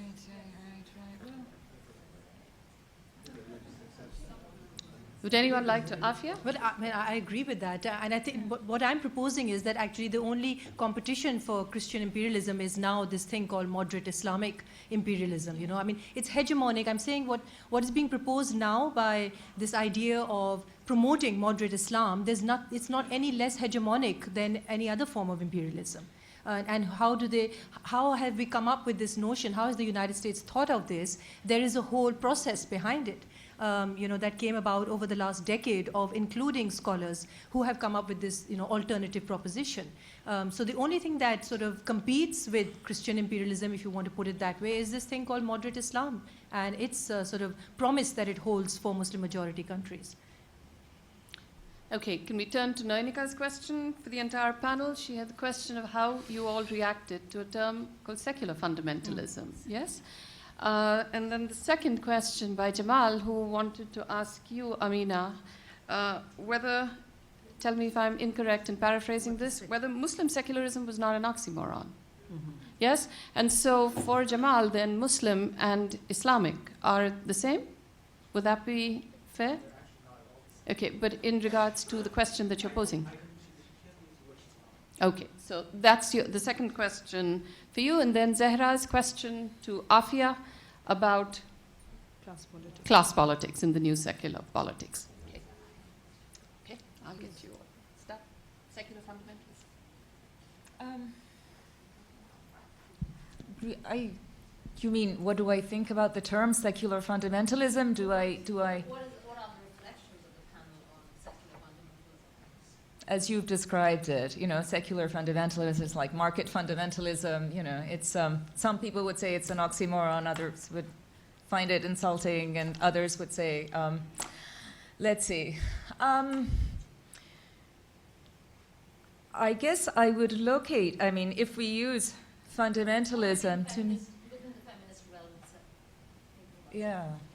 I mean, the people who would embrace it, or people who would even use that term, will always come with a politics that I think are pretty clear in that sense, don't you think? I mean, it would be people who, and it's not a term I particularly use, but I suppose I could, but secular fundamentalism would be about feminists being extremely rigid about a particular way of, viewing what feminist emancipation is. And actually in this context, let me just say, I'm not particularly into agency, as I said, but I do think we are a little bit unfair to Sabah Mahmood.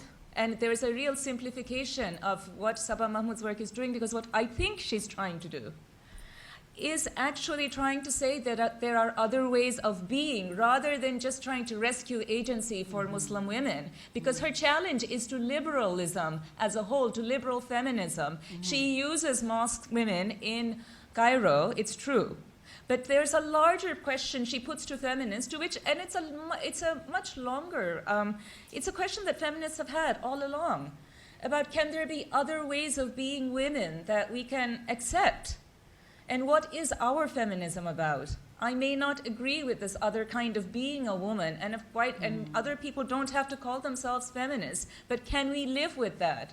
Can we live with these very radically, to us, different and extremely patriarchal, and they are patriarchal, and she doesn't deny that. They reproduce structures of patriarchy. She's not even denying that. She is saying this is what the women want. They're not just all brainwashed. And I think we do need to remember that.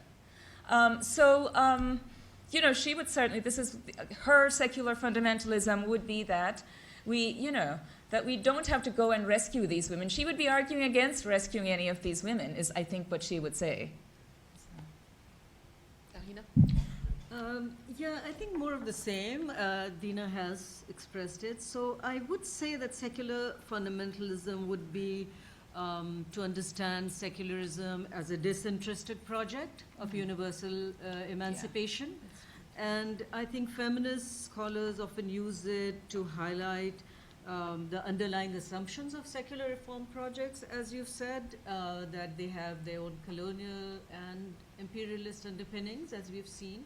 And I think we need to really develop a thoroughgoing critique of of secularism in the context of Pakistan, in the context of the Muslim world. We haven't really done that, I think. That's what I'm not arguing against whatever we understand, but I think we really don't even know what we understand by secularism at this point. We need to understand what we mean when we say secular. Do we really mean ladiniyat? I mean, we have seen secularism in Turkey, we have seen secularism in Iran at one point. We've never had that in Pakistan. Pakistan's struggle was under the idea of, you know, a homeland for the Muslims. So to say, I think, if the secular ever existed in Pakistan, it was really in the imagination of a tiny minority of elites. And I'll say that, not in my life, it didn't exist as, you know, I wouldn't say I lived a secular life in Pakistan. I went to an English medium school and all that. But my parents said that their prayers. My cousin said that I used to say my prayers, that kind of thing. So and even now, I mean, I'll have a glass of wine and I'll have all that. I'm counting on it. Before my pasta. Okay, sorry, but I'll do all those things. But I do also sometimes say my prayers. I definitely go to shrines, and many of the times I've had my prayers answered by them. So I can't, I mean, to say that we can be secular that way, I think really a handful of people in Pakistan are secular in that sense, that who can really believe that you can explain everything by science and reason and not turn to religion for any explanations or emotional. You know, so science and reason will lead us to progress. Pakistan has never, I think majority of Pakistanis, at least if there was a secular project, most of us were left out of it. And I'm from what might be called an elite class, right? So I don't know about, you know, the rest. So there is really no such thing as secularism, in my opinion, in Pakistan, and has never been. We need to know what it was, right? Not in this. Separation of state. One sec, Yes, we're going to get. but Okay, that was. okay. So I want to. So Talk by about that, by yeah. that definition, there's lots of countries and societies which are not secular anymore. They just dropped Exactly. off the map of thing. But in terms of the term, I think one is that the term secular fundamentalism is a relatively new one in the sense that the way it's being used now as a sort of an opposition to the whole notion of secularism in one sense. It's not that it doesn't have a history, but it was used differently. It always had its critics. There's no doubt about that. But I think that this sort of concentrated sort of redefinition or what secularism now means is associated in a sort of a knee-jerk reaction to now it's also fundamentalist and it's also sort of oppressive. And what used to be looked at as a tool of perhaps possible liberation has now been inverted in that sense. And it's a very concerted, deliberate attempt to do so. The idea of ladiniyat actually has been debunked quite often within Pakistan as well. People do understand that the anti-secularists use it deliberately as a political entity. They are very conscious of the fact that secularism can and does mean anything else. But the right always reduces and collapses it to mean anti-America. Really, that's the bottom line. They don't have a problem with secularism in India, certainly. The Jamaat-e-Islami has no issue because they would be dead if there would be no Jamaat-e-Islami in India if it was not a secular state, by that definition. Islamization. Similarly, they don't have a problem with secular Europe. It's really just United States and the way they use it in an interchangeable fashion. The fact that there are two provinces of Pakistan which are secular in terms of their routine everyday politics and in terms of their engagement, modes of engagement, and their social relations always seems to bypass those who conflate secularism and liberalism. Those are two very conservative societies. But they are secular and have been secular prior to, particularly the Northwestern Frontier Province. The secular spaces have been completely taken over in the last decade by the MMA, which was the right-wing party, an alliance of right-wing who dominated and lived. And they changed the entire culture in terms of the institutions, political and the social relations. So, you know, how do we leave that out and forget about the sort of, where secular societies have been very conservative and patriarchal in that sense also. So this is the problem that I have with this conflation of terms without interrogating more deeply the specific societies and not just, you know, Punjab and Sindh in that sense. The second question about this idea of what is the secular domain? I think that, you know, it's probably more accurate to say that what began as a secular resistance to the Islamization campaign of General Zia-ul-Haq, because that was a state-sponsored Islamization campaign. So this resistance to it became defined as a secular resistance or a call for retaining secular spaces in the public, as well as challenging the increasing Islamization of the state. It was not a secular state, but the increasing sort of collapse into a completely sort of space where there was no expression, no secular expressions or institutions available anymore. At the same time, there was a trend amongst feminists to use Islam strategically. There was always that debate, the debates that you ask about. There was some, and the women's movement often split on this. Some believed that you could use Islam strategically to use it as a language of rights within Islam and prevent that absolute collapse of all women's rights. And they thought they could convince the state and men that, you know, if Islam, and I think that failed miserably as well. I don't see, and I keep challenging the anti-secularists to tell me where it is they see that that strategic use of Islam has enabled, empowered, or changed the state structure. You know, I mean, if they could convince me of that, we could begin the debate. Okay. We have time for one more round of questions, but before I get to that, and I have your names down, Fazia, Geeta, the gentleman in the back, I'm sorry, I don't know your name, and then Veena. But before that, Jamal's question to Amina, I don't think she got a chance to answer because she would like to answer it. So. Yeah, you were saying is Muslim or Islamic Muslim secularism an oxymoron? I don't think so, because if you really look... No, I paraphrased it like that to be polemical. But did you say, are they compatible, or what is it? And I would say, again, look at Abul Kalam Azad, Hazrat Mohani, and all these people, what were they talking about? Also, if you look at Islamic, really, except for the time of the Prophet and the four Khalifas, even at that time, because in the person of the Prophet, you had the political leader and the religious leader, and maybe the Khalifa. I'm not someone who knows Islamic history, but after that, there's always been that. And in fact, during this case, you know, this recent, what was it, Afiya, you know, the Asiya Bibi case, that's what some of the ulama said, like Javed Ahmad Ghamdi. And I'm not a great, you know, I'm not just promoting him or supporter, but I think he said, as he said, the traditional ulama never engaged in politics. They knew their position was this, so there was a separation. The ulama was there only to give advice, and then the leaders, like the Mughals did that. They weren't, the religious and political was never in one person.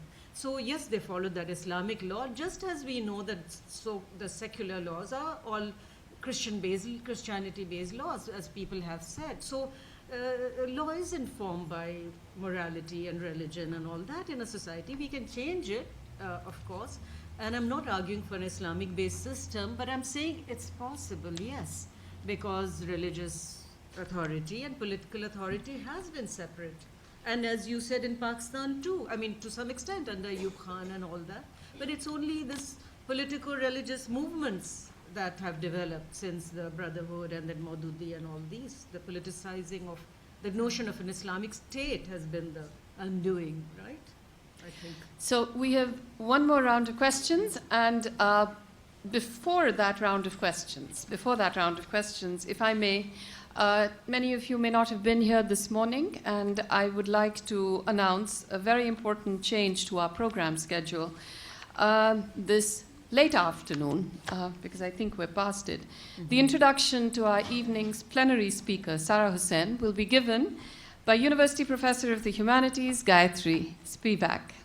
I'm very pleased and very grateful. I said all this in the morning, Gayatri, but you weren't here, so I'm repeating it. Yes, I'm very pleased and very grateful that Professor Spivak agreed to participate in the conference, particularly since I gave her about, I think 14 hours notice. This was my mistake. I assumed that since she was on leave, that she would, like many other professors, want not to have anything to do with academic work. I should have realized, as she reminded me, that she's not like every other professor, and that she works harder on leave than she does when she's not on leave. So publicly, my apologies. But Gayatri Spivak agreed, particularly because I think I arm-twisted her into doing it, to introduce Sara Hussain, our evening plenary speaker. We're taking her away from her own work for an afternoon, and thank you very much for doing this, Gayatri. We will reconvene at 4:40. I've worked it all out so that we have plenty of time for Amina to have a drink, plenty of time for Afiya not to have anything to drink, because she may start telling us really what she starts to think. But I've worked it all out, so let's reconvene at 4:40, and we'll take the last round of questions, starting with Fawzia, moving to Geeta, the gentleman in the back, and then Veena, you'll get the closing question. I guess I just, hi. Very interesting panel, but very much an instantiation of, in fact, the divide that does exist. And my position on this, and I'd like to sort of put it out there and then turn for a particular question to Afiya, is that it is about taking sides. And I think this may answer perhaps somebody else's question about nuances. The fact is that as academics, we are trained to be nuanced about everything. But particularly as a diasporic Pakistani and an academic, but also one very closely involved with women's rights issues and battles in Pakistan. And so here I would disagree. I would like to say to Afiya, please don't put us all on the same box, because you know that we, some of us do in fact, take the position that for Pakistan and for Pakistani feminism, it is a battle for the soul of Pakistan. I have no problem saying that out in exactly those terms.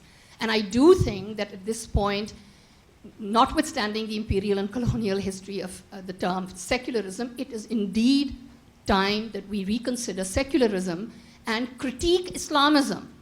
I mean, why is it that we have to critique secularism and not critique the Islamist discursive agendas that have in fact taken root in particularly North American academia? I don't see that happening, and I think it's time that we do that. For Afiya, the question really is, I would like to know, for example, in the kind of really courageous work that I think feminists like yourself have been doing for a long time in Pakistan, where are things like the sexual harassment bill? Who has written up those bills and presented them? What is happening with, working on blasphemy, for example? What is happening with sexual harassment? With domestic violence, because that was tabled a while ago. And have, in fact, the Islamist feminists, or those who call themselves that, whether they're Al-Huda or Jamaat-e-Islami or whatever, or, people following Farhad Hashmi, etc., what has their contribution been to any of that kind of work that really seeks to codify laws for women in Pakistan across classes? Thank you. Actually, Veena, since you're right next to Fawzia, why don't you ask your question? I think it echoes so much with your question. I really wanted to say that, is there a feminism which you might call a disinterested universalism, or is that too so now nuanced that it doesn't seem to have any meaning? I'm not finding anything to grasp at. What is the feminism that you are talking about? Because it becomes so completely shaded with, with the non-secular, with actually Islam, so that it, that you're saying that Islamic feminist is so different to, let's say, a Hindu one or a Christian one or a Jewish one or whatever, that, or or as feminists. We're all calling ourselves feminists. I certainly Yeah. think of myself as one, and I know that you are. And so is there a commonality, or are we then nuanced by the fact that you're Muslim and I'm Hindu and you're Hindu and she's Muslim? You know, that's what I... Okay. The gentleman at the back, I'm sorry. My name is Kabir.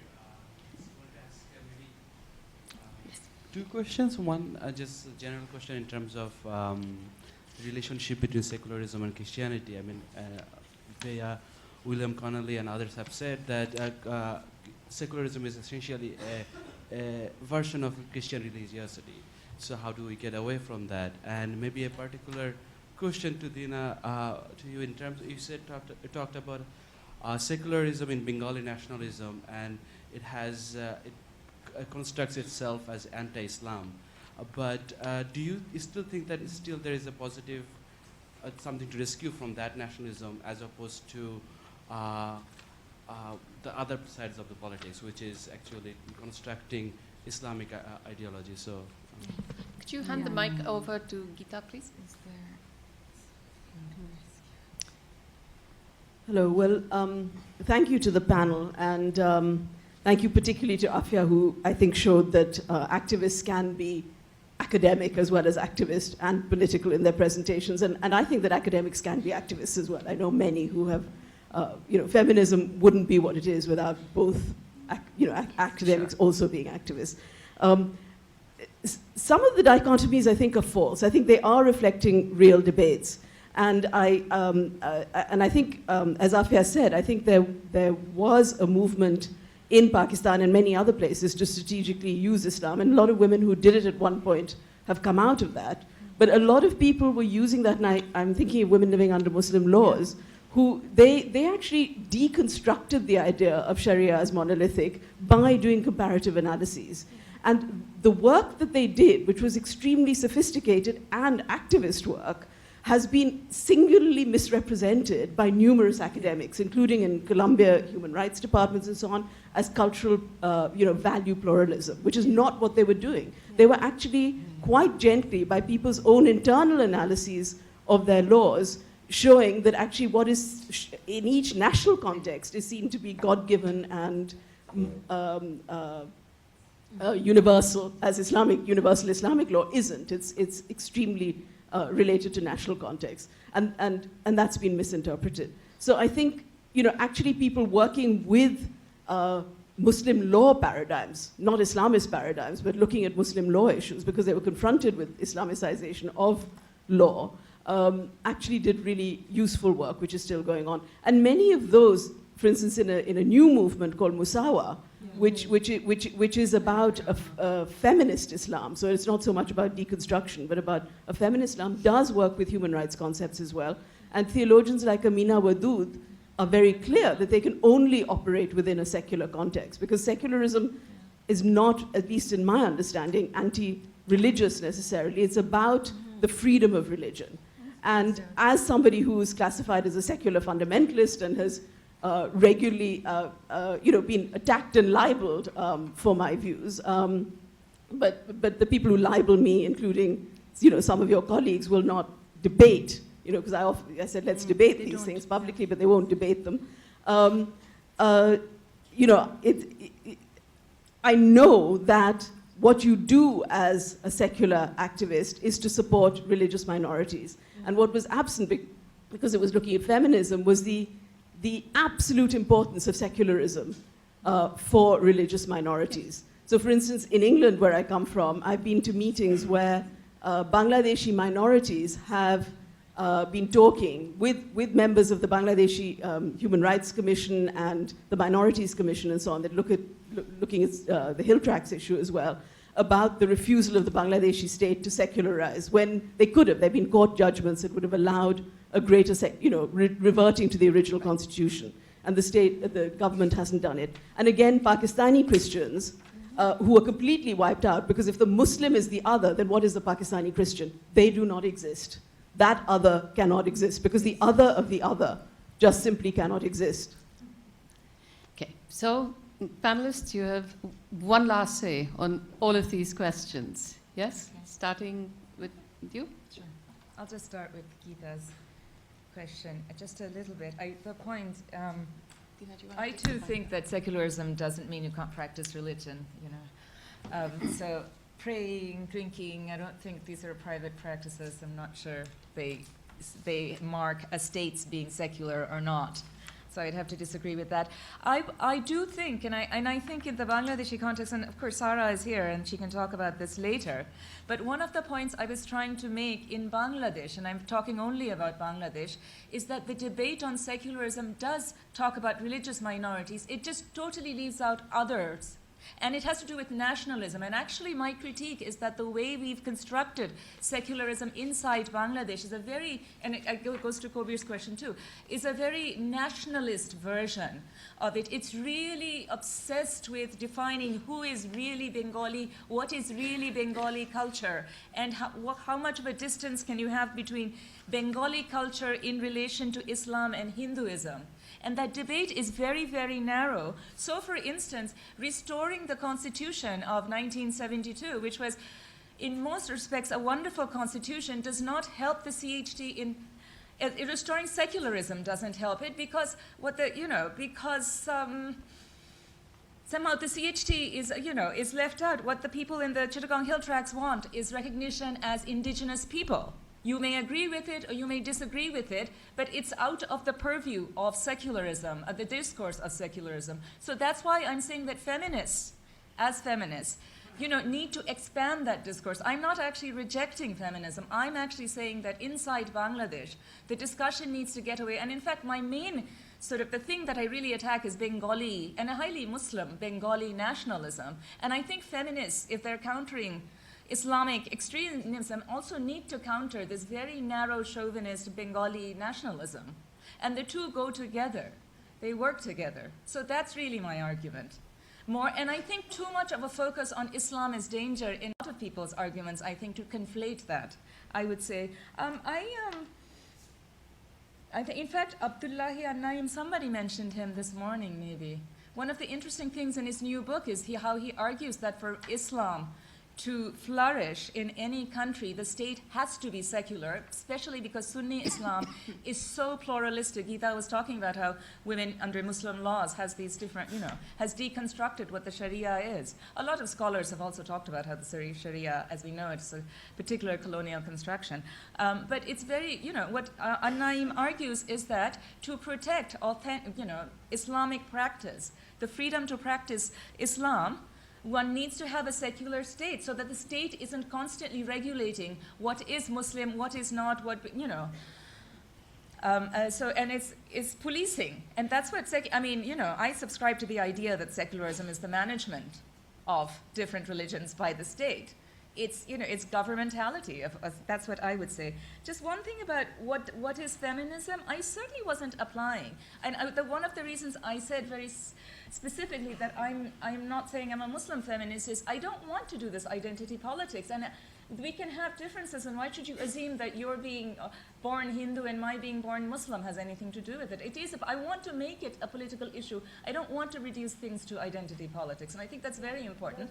And there are differences. We have ideological differences, many of which come from our location. And the fact that I live in the heart of empire, I understand, gives me a particular sort of take on U.S. imperialism that when I go back to Bangladesh, it's really not as important for me. I also understand that. But that doesn't make it less important, in its place. Amina? I don't know what, maybe I should just answer this question about is there a feminism which is disinterested? I think it's very difficult to say that there is, because, if we understand feminism really as a movement built on gender identity or women's experiences of violence or whatever, of course we are leaving out, many groups of women. And so, we know that there's the whatever was called the feminism or feminist movement is now divided by race and class and sexual identities and all that, right? So It's hard to say that it's disinterested. Feminism has to be interested, and we have to decide where the interest is, right? What is our interest? And I think that is the whole thing.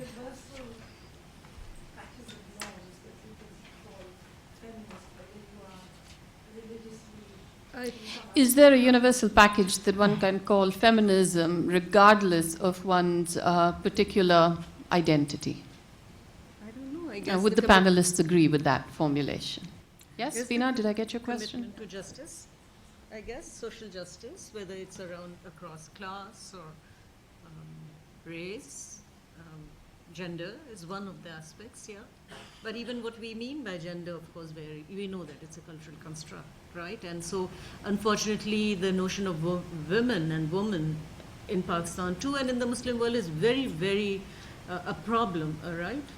It doesn't include many women, or majority of women in the Muslim world. So I think that is itself a problem, right? Because we know that movements for unveiling and Islamic laws and all has been led by liberal feminists, led by elite women, and I'm not saying that that responds to the interest of elite liberal, women, and we have to see what other interests, how other women want to express their interests. So that's something, that's why I think it is a problem. It's not a disinterest. So Afiya, you have the last one, but very quickly, I just want to make sure that some of the questions which were put to the panel, okay, if you can take that one up. And I understood Fawzia and Veena's question to be, why is it that we are so selective about which categories we go after? So we're, maybe we do, but at least in this panel, we're not going after Marxism, for instance. We're not going after others. Why is it that secularism carries a particular burden that it is attacked in this dichotomized argument, but we are comfortable with taking on board other concepts, other ideologies that might equally be considered tarnished by the Western colonial occupation, and why just this one? So following that, I now have another amendment. I think we should congregate at 4:50 rather than 4:40, because this conversation's been going on a little long. Say that I have to leave at 6:30, okay, because I was only asked yesterday. I know. So you will forgive me. Because someone will Okay. So. Okay, first I'll just respond to Fawzia's question about the nuance. I think please be nuanced. I mean, there's no objection or question of that. All one is suggesting is that simultaneously, I think there is a need to examine the deeper politics that the product lends itself to. And I think that, to say that we can escape from identity politics, I hope not. Because if we're saying at the same time that we have gendered identities and we have, religious and secular identities existing at the same, and we are minorities as well, how do we get away from that? I mean, what I'm suggesting is that there could be perhaps another way to contest out that identity politics without collapsing, or as Janaki is saying, reducing, sort of making it an attack on the concept of secularism, or only conflating it with one particular territorial, geographical entity rather than a broader one, and therefore not recognizing the local, indigenous, native kind of everyday routine expressions or articulations of that. Why do we refuse to recognize and categorize that as secular? Because if a working class movement is secular, nobody attacks that, because it's just politically incorrect to do so. So, we have to look at those women also who conduct their daily routine and lives, and which are mundane and unexciting, but which can be categorized as secular. So men are very happy to attack it for different identity reasons, but perhaps this. On the question on laws, I'm not going to get too much into the specifics. The sexual harassment bill has been passed and is being implemented. The domestic violence law was interesting because the Jamaat-e-Islami women were in parliament when it was passed. And they supported the bill, but the place they got stuck was on the issue of wife beating. And there, Samia Rahil Qazi, on parliamentary record, has discussed that, it's not desirable, but under certain circumstances, certain women could be likely, whatever. So it got stuck on that. But what I'm saying is that these are real debates, and these are real identity issues that come up in Parliament. This issue of agency, of course they have agency. Of course Muslim women have agency. Not only are they, in mosques, they're in Parliament. in most of these countries. So let's look at them and let's look at what they're doing in parliament. In the frontier parliament, they were passing the Hasba bill, which not only was going to limit the mobility of women in all public spaces, but it was also going to, so while these women were sitting in parliament, they wanted to pass a law that said in the future, women will not be able to participate in politics and stand for a public office. So you need to look at what they're doing when they are exercising their agency, is what I'm suggesting. Was there anything else? Geeta's, that's interesting when you talk about how the Sharia was being sort of deconstructed by the women living under Muslim law program. And I think, but what I always urge them to do is to look more carefully at the doors that they opened up, because they don't want to revisit then how very adequately and very forcefully the right-wing women now engage in that kind of academic exercise as well. And we need to be honest about the kind of doors we opened up for it, rather than disowning them and saying that this was not our doing, or this is not what we meant, or this is not what we intended it to be towards. That's, I think, unfair on the right wing and Islamist women, and what they're using, the kind of tools that they're using in the process. Thank you all very much. I think we showed that we can, in fact, agree to disagree. See you all back in here at 4:45. Thank you.